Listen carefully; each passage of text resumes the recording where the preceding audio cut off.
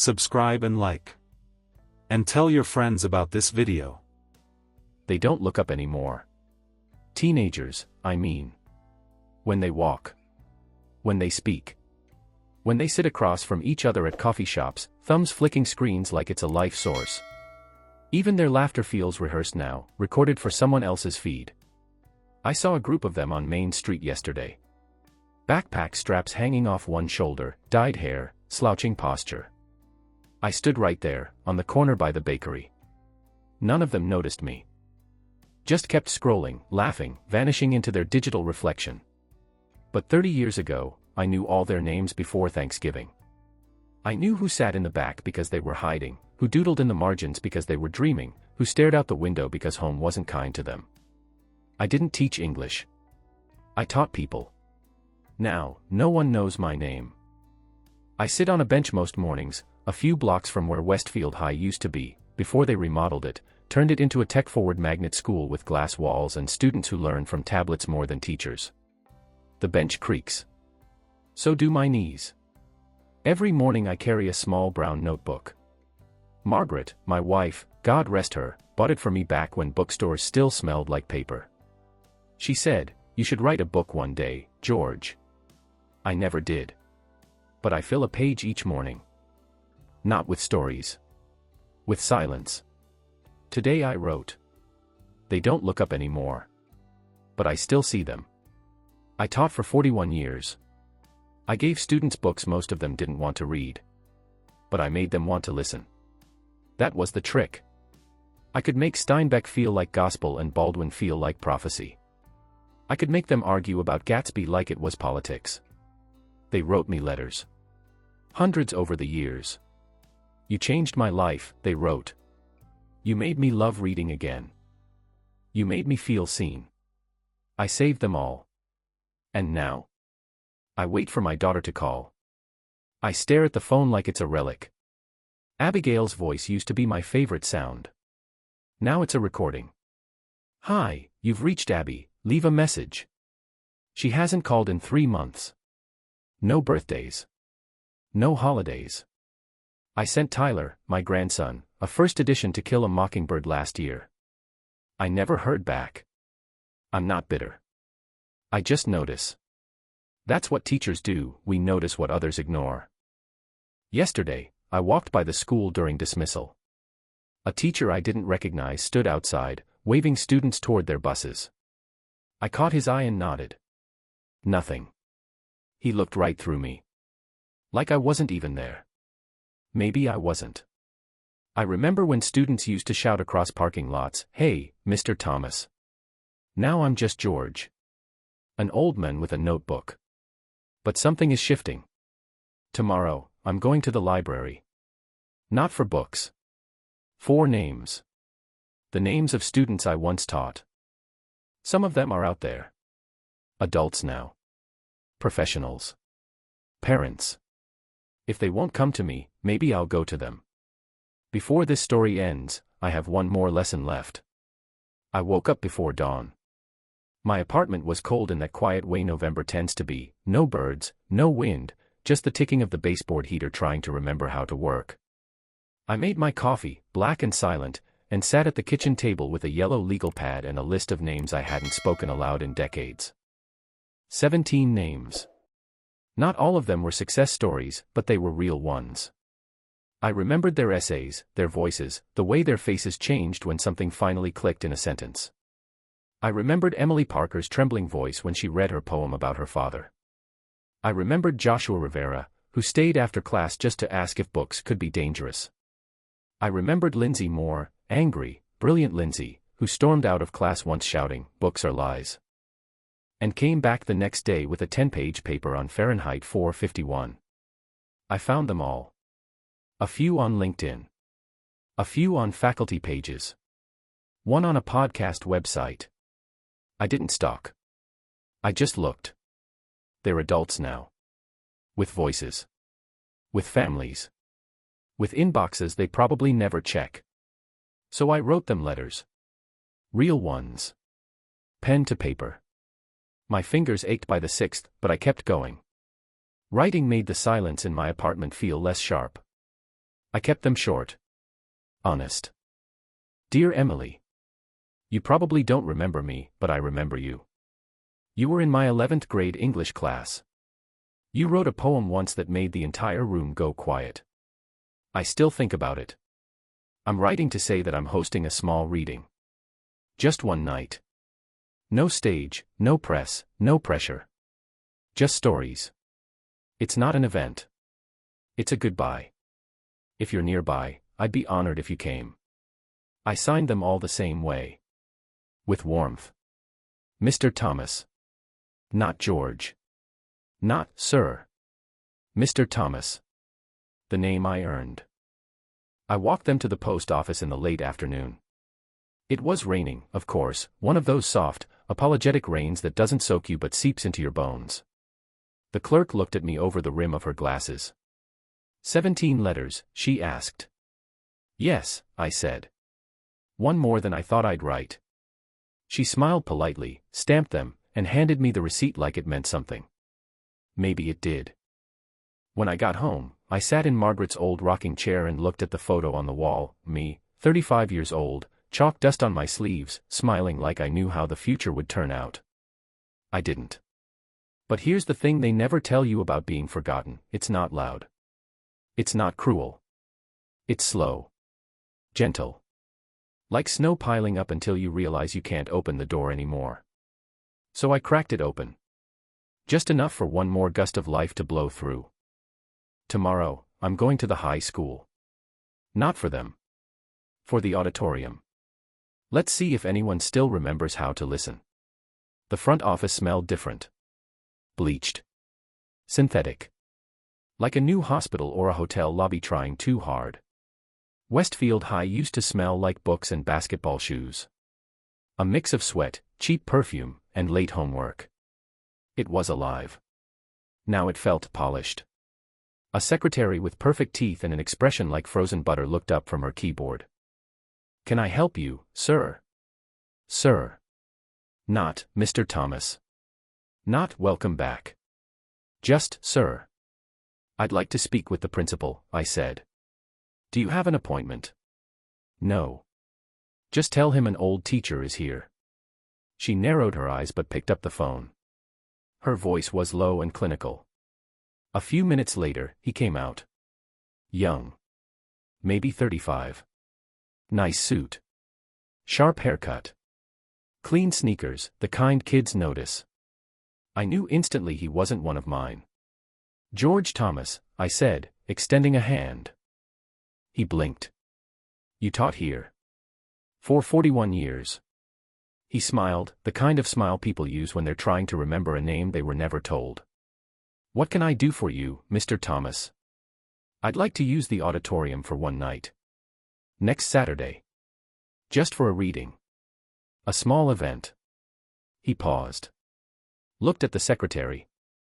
Then back at me. You're not with any group or organization. No. Just me. And maybe a few former students. He crossed his arms. Well, usually we require a reservation through the district. Security clearance. Insurance waivers. There's a process. I stared at him. Come. I've dealt with 1,000 excuses in my life. I taught teenagers, nothing surprises me anymore. Maybe, I said, but sometimes all you need is a key and trust. He exhaled through his nose. Looked at his watch. How many people are you expecting? 17. Or none. That made him smile, for real this time. The absurdity of it. The truth. He nodded slowly. I'll have to be here to supervise. But, all right. Next Saturday. 6 p.m. You'll have 2 hours. No food. No mess. No mess, I promised. He turned to go, then stopped. What will you be reading? Stories, I said. Old ones. Maybe one of my own. Back in the parking lot, I sat in my car for 20 minutes before turning the key. The sky was gray, the clouds hanging like a heavy secret. I watched kids pour out of the building in waves. Loud, fast, unaware. No one looked my way. But I didn't mind. Because I wasn't there to be seen. I was there to speak. That night, I pulled out an old briefcase from under the bed. Still smelled like chalk and leather.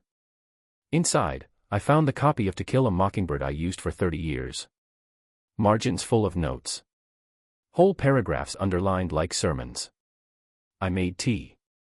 I sat in silence. And I wrote. Not for a grade. Not for applause. But because there was still one lesson left in me, and next Saturday, I would give it. Whether anyone came or not. The auditorium hadn't changed much. The seats were newer, the curtains redder, the lights sharper, but the bones were the same. I stood on the stage 2 hours early. Alone. No microphone. No music. Just me and a wooden floor that once knew the shuffle of nervous students and the echo of applause. I ran my fingers across the edge of the podium. I'd spoken from here before, at assemblies, poetry nights, even the retirement speech for a janitor named Carl who used to sneak kids extra cookies. Now I stood here for myself. I laid out a few old books on the table. My original classroom copy of The Great Gatsby, a thin volume of Robert Frost, Baldwin's The Fire Next Time, and one short story I wrote last winter and never shared. I placed 17 folding chairs in the front rows. 17 names. 17 invitations. By 5:30, I was still alone. A part of me wanted to laugh, a quiet, ironic sound. Another part wanted to cry. But I just stood there, looking at those empty seats like they were students who hadn't yet arrived. 5:40.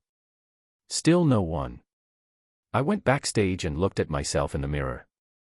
Same eyes. Deeper lines. The time Margaret had given me for our 20th anniversary. I looked like a man who had something to say, even if no one came to hear it. At 5:51, the door opened. A woman stepped in, hesitant. She had gray at her temples and a leather satchel over her shoulder. "Emily Parker?" I asked. She smiled. "I wasn't sure if it was really you until I saw the podium." I chuckled softly. "Still taller than it needs to be." She sat in the front row. "I kept the poem. The one I read in your class. I thought I burned it once, but I couldn't." Another door creaked. Then another. Josh Rivera walked in with a beard and a denim jacket. Lindsay Moore followed, holding a coffee. Then a man in a wheelchair I didn't recognize until he said, "You once called me brave for raising my hand." No one had ever said that to me. By 6:07, there were 12 people seated. Older. Changed. But still carrying the glimmer of who they were. I stood. Cleared my throat. "Thank you for coming," I said. They were silent. Watching. Not out of politeness, but attention. That rare thing. I used to teach you about theme. About symbolism. About how some endings aren't really endings. I opened To Kill a Mockingbird. Read a paragraph. Then one of my old essays. Then my short story, about a boy who disappears in his own home until one day, someone remembers his name. When I finished, the room was silent. Not the awkward kind. The holy kind. The kind you don't break with applause. "You may forget your teachers," I said. "That's normal. But don't forget what they gave you. We plant seeds we never see bloom. But we trust they do." Someone sniffed. Someone else whispered, "Damn." And for the first time in years, I felt full. The house was dark when I got home. Not lonely, just still. I loosened my tie, poured myself a glass of water, and sat in Margaret's rocking chair. The one by the window. The street lamp outside flickered like a tired eyelid, and somewhere in the distance, a dog barked once, then stopped. The echo of the evening still lived in me. Their faces. The quiet after each passage. The way Lindsay looked at me like she was 17 again, searching for meaning. 12 had come. 12 out of 17. Some brought nothing but themselves. Others carried old papers, notes I'd written on essays, pages folded and yellowed. Emily hugged me before leaving. Tight, with both arms. She whispered. "You reminded me who I was supposed to be." It was the most human sentence I'd heard in years. I didn't cry. But something inside me shifted. Like dust finally settling after a long storm. I placed the books back in the briefcase, gently, like relics. I would keep them close. Not because I needed them anymore, but because they no longer carried regret. And then the phone rang. It startled me. No one calls that late unless it's a mistake or bad news. Dad. It was Abigail. I just saw some photos on Facebook. Someone posted about an event at Westfield. A reading. Ah. So the internet noticed after all. I did something small, I said. Just a reading. You didn't tell me. Her voice was sharper than I expected. A little wounded, as if I had betrayed her by not inviting her to a funeral. You haven't called in months. That landed. Silence. I'm sorry, she said. But it wasn't deep. Just thin. A word people use when they want to move past something without touching it. I read your favorite passage from Gatsby, I added. Another pause. Then, did anyone come? 12 did. Wow. She didn't know what else to say. And maybe that was enough. I should go, she murmured. Tyler's got a tournament tomorrow. Maybe we'll visit around Christmas. Maybe, I said. We hung up. But I didn't feel empty. Not anymore. Because for the first time, I hadn't waited for her call. I hadn't needed it. I had found something she hadn't even noticed was missing. My voice. Not the one that says, I'm fine, at family dinners. The real one. The one that told stories, asked questions, made students lean in without realizing it. I'm not angry at Abigail. She's just from a world that moves too fast to remember where it started. But tonight, she heard something in me. Not grief. Not guilt. Strength. And that's the kind of silence they don't know how to answer. I still wake early. Even now, with no bell to chase, no classroom waiting. My body doesn't care. It remembers routine better than my mind remembers names these days. So I get up at 6:03. I make my coffee in silence. I open the window, even when it's cold. And I sit by it with my notebook. The pages are different now. I don't write silence anymore. I write reflections. Fragments of memory. Phrases I used to say in class, rewritten like prayers. Don't just read. Listen. Some truths don't arrive until page 200. Stories don't save us, they show us how to save ourselves. I don't wait for calls anymore. And when Abigail does call, once every few weeks now, I answer with warmth, but not hunger. There's a difference. She still doesn't ask what I'm writing. That's all right. Some lessons aren't meant for everyone. The photo from that night now hangs above my desk. 12 former students, smiling. Standing next to an old man in a brown tie, holding a book like it still matters. I didn't frame it to prove anything. I framed it to remember that it happened. There are days when my body betrays me, knees stiff, fingers numb, memory foggy, but even then, I remember how they looked at me that night. Not with pity. Not with nostalgia. With recognition. Not for who I was, but for who I still am. The truth is, this world forgets you fast. One day you're someone, the next you're a name on a voicemail no one checks. You walk into stores and people see right through you. Like aging turns you transparent. But that night, I took shape again. Not because they came, but because I stood. I spoke. I remembered. The greatest lesson I ever taught didn't come from a book. It came from the silence after the reading. From the tears no one wiped away. From the way they lingered after I said, that's all. I never said goodbye that night. I didn't need to. I closed my notebook. I looked each of them in the eye. And I let them go. Not because I was done. But because they weren't. This morning, I wrote on the final page. They will forget my name. But the lesson lives. And I'm not a ghost. I'm the echo they carry forward. Then I closed the notebook. And opened the window.